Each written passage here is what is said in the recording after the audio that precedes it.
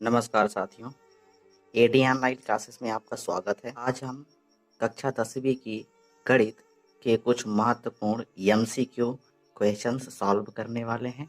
इनमें ऑप्शन नहीं होंगे, हमें खुद से ही सॉल्व करना है। चलिए साथियों शुरू करते हैं।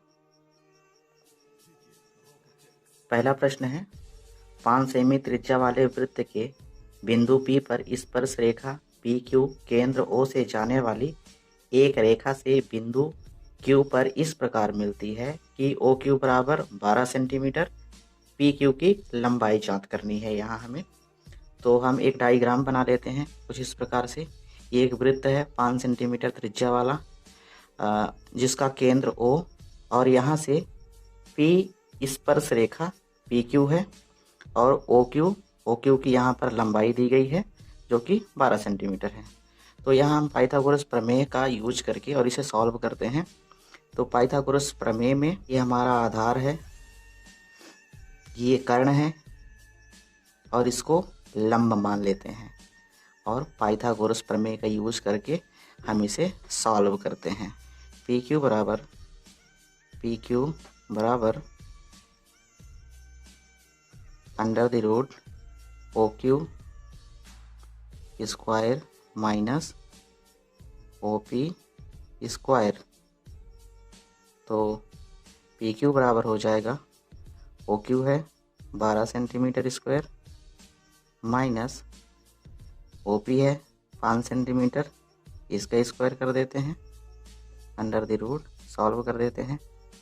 तो 12 का स्क्वायर 144 माइनस 5 का 25। 144 में 25 को माइनस कर देते हैं,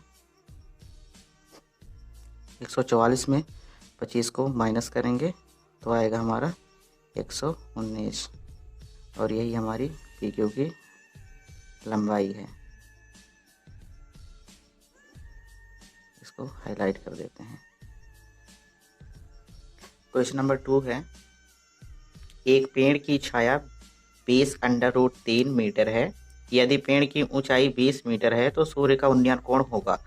तो इसके लिए हम यहाँ पर एक लाइन ड्रॉ कर लेते हैं और इसको हम मान लेते हैं ये पेड़ है, ठीक है। और इसकी छाया यहाँ से छाया जा रही है, ये छाया है, इसको हम छाया मान लेते हैं। ये है 20√3 मीटर और पेड़ की ऊंचाई हमें दी गई है, पेड़ की ऊंचाई 20 मीटर है, यहाँ 20 मीटर। अब यहाँ से हम क्या करते हैं, ये लाइन को यहाँ से मिला देते हैं, ठीक है। हम मान लेते हैं कि थीटा डिग्री का उन्नयन कोण बन रहा है। अब यहाँ पर ये इसको हम लंब मान लेते हैं, ये हमारा आधार है तो हम tan का यूज करेंगे, tan थीटा लगाएंगे क्योंकि tan थीटा बराबर क्या होता है, लंब बटे आधार। तो tan थीटा बराबर यहाँ हो जाएगा लंब बटे आधार, लंब बटे आधार। लंब है 20 मीटर और आधार है 20√3 मीटर। तो यहाँ 20 से 20 कैंसिल हो गया, हमारे पास बचा 1/√3 और 1/√3 ये होता है tan 30 डिग्री। सो थीटा की वैल्यू क्या आ गई, ये tan theta is equal to 1/√3, ये 30 डिग्री है, tan 30 डिग्री। तो हमारा इसका आंसर हो जाएगा, सूर्य का उन्नयन कोण बन रहा है वो 30 डिग्री का उन्नयन कोण यहाँ पे बनेगा, ठीक है दोस्तों। अब हम अगले क्वेश्चन की ओर चलते हैं। अगला क्वेश्चन हमारा है, RCM त्रिज्या एवं HCM ऊंचाई का एक लंबवृत्तीय बेलन एक गोले को ठीक ठीक ढक लेता है तो इस गोले का व्यास होगा। R रेडियस वाला एक लंबवृत्तीय बेलन है, तो यहाँ से हम एक बेलन बना लेते हैं, मान लेते हैं ये एक बेलन है, ठीक है, R रेडियस वाला। और ये क्या करता है, गोले को पूरा ढक लेता है। यहाँ से ये गोला है, ये गोले को पूरा ढक रहा है। इसकी रेडियस यहाँ से देखें जाए, यहाँ से यहाँ तक रेडियस कितनी है, तो रेडियस R है और इसकी हाइट h है, यह लंब वृत्तीय बेलन गोले को ठीक ठीक ढक लेता है, पूरी तरीके से ढक लेता है। तो जो लंब वृत्तीय बेलन की रेडियस होगी वही गोले की भी रेडियस होगी। तो इसको हम सॉल्व कर लेते हैं। देखिए यहाँ पर हमसे गोले का व्यास पूछा जा रहा है। जो लंब वृत्तीय बेलन की रेडियस है वही गोले की भी रेडियस है। तो अगर व्यास की बात करें तो यहाँ पर रेडियस आर है, गोले का रेडियस आर है, तो व्यास कितना हो जाए are, are plus are, 2r। तो यहाँ पर यहाँ गोले का व्यास बराबर हो जाएगा 2r। ये हमारा आंसर है। गोलेकार कितना हो जाएगा 2r। साथियों यह क्वेश्चन बहुत ही आसान है, बस हमें समझ के इन प्रश्नों को सॉल्व करना है। अब अगले प्रश्न की ओर चलते हैं। अगला हमारा चौथा प्रश्न है, यदि किसी वृत्त का क्षेत्रफल 154 सेंटीमीटर स्क्वायर है तो इसकी परिमाप होगी। इस प्रश्न को सॉल्व करने के लिए सबसे पहले हमें रेडियस फाइंड करनी है। तो वृत्त का क्षेत्रफल का फार्मूला लगा के हम रेडियस को फाइंड करेंगे। तो यहाँ वृत्त के क्षेत्रफल का फार्मूला होता है pi r square. Pi r square कितना है 154 सेंटीमीटर स्क्वायर। पाई की वैल्यू लगा देते हैं, ठीक है। यह हमारा हो जाएगा यहाँ पे रेडियस फाइंड करने के लिए। देखिए पाई आर स्क्वायर तो 22/7 गुणे आर स्क्वायर बराबर 154।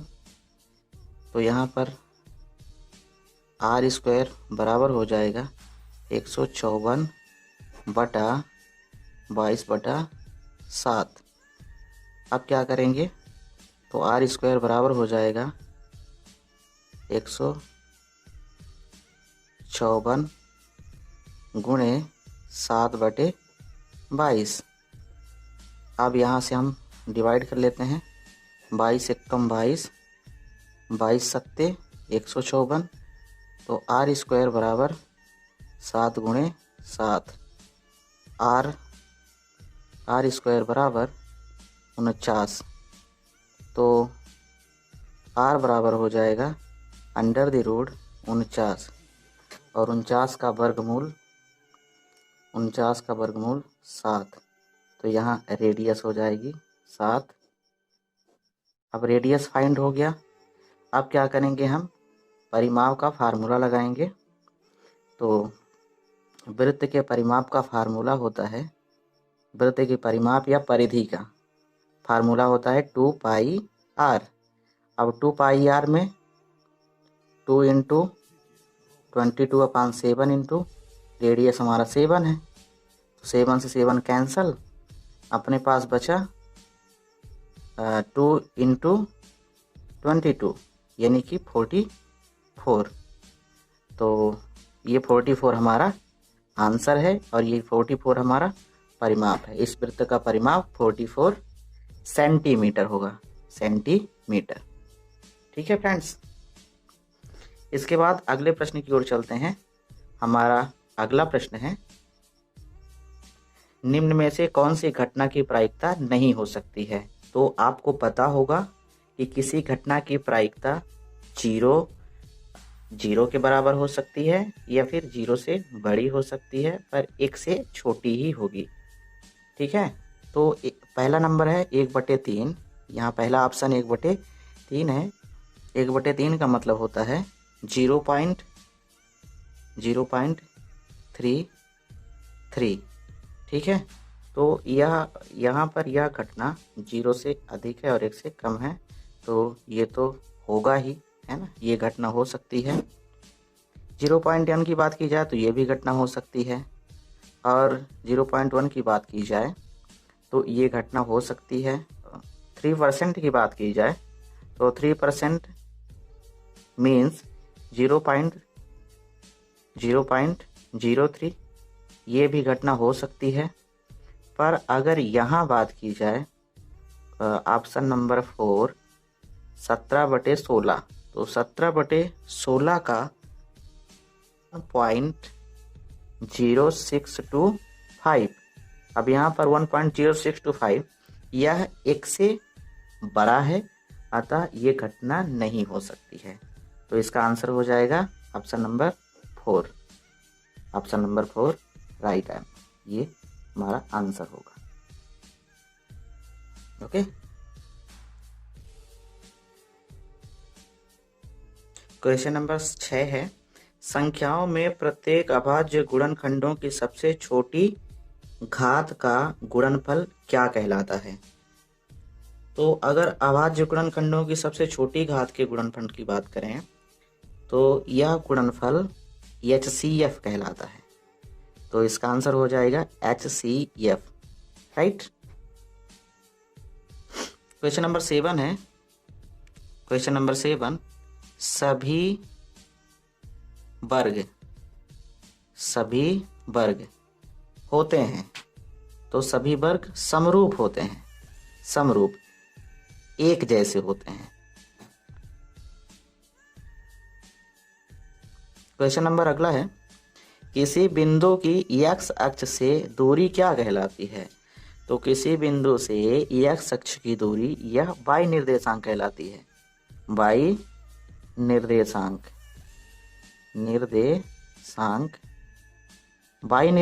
या फिर इसको कोटि भी कहते हैं, कोटि, राइट। क्वेश्चन नंबर 9 है, किसी वृत्त की स्पर्श रेखा उसे खाली स्थान बिंदु पर प्रतिच्छेद करती है, तो इस खाली स्थान में क्या हो जाएगा? केवल एक, किसी वृत्त की स्पर्श रेखा उसे केवल एक बिंदु पर प्रतिच्छेद करती है। वृत्त की परिधि के मध्य घिरे हुए क्षेत्र की माप उस वृत्त का एरिया कहलाता है, राइट। वृत्त की परिधि के मध्य घिरे हुए क्षेत्र की माप उस वृत्त का क्षेत्रफल कहलाता है, उस वृत्त का क्षेत्रफल, ये क्षेत्रफल है, क्षेत्रफल कहलाती है। जैसे मान लीजिए ये वृत्त है, ठीक है, ये वृत्त की परिधि है, अब इसके अंदर वाले एरिया, तो जो ये अंदर वाला एरिया है, तो अंदर वाले एरिया को क्या बोलेंगे हम? क्षेत्रफल बोलेंगे, वृत्त का क्षेत्रफल, राइट, वृत्त का क्षेत्रफल। इसके बाद क्वेश्चन नंबर 11 है, Px बराबर Gx गुणे Qx प्लस Rx, यह निष्कर्ष क्या कहलाता है? तो यह निष्कर्ष विभाजन एल्गोरिथ्म कहलाता है।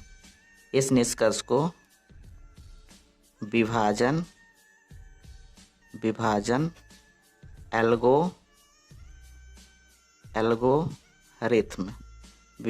एल्गोरिथ्म कहते हैं और इसे A बराबर BQ प्लस R के रूप में भी व्यक्त कर सकते हैं। अगला नंबर क्वेश्चन है, वह समीकरण क्या कहलाता है जिसका कोई हल नहीं होता? तो वह समीकरण जिसका कोई हल नहीं होता वह असंगत समीकरण कहलाता है, और जिन समीकरणों का हल होता है वो संगत समीकरण कहलाते हैं। तो इसका आंसर हो जाएगा असंगत समीकरण, असंगत समीकरण,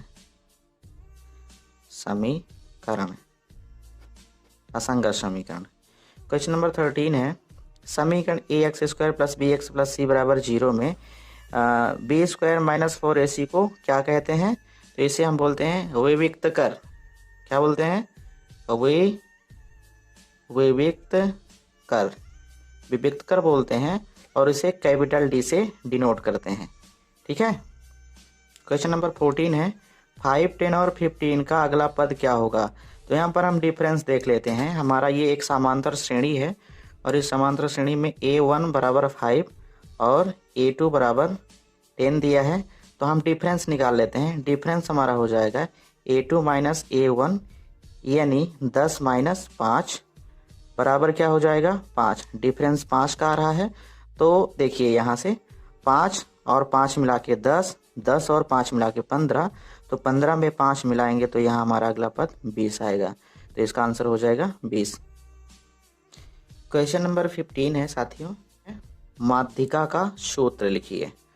तो माध्यिका का सूत्र होता है माध्यिका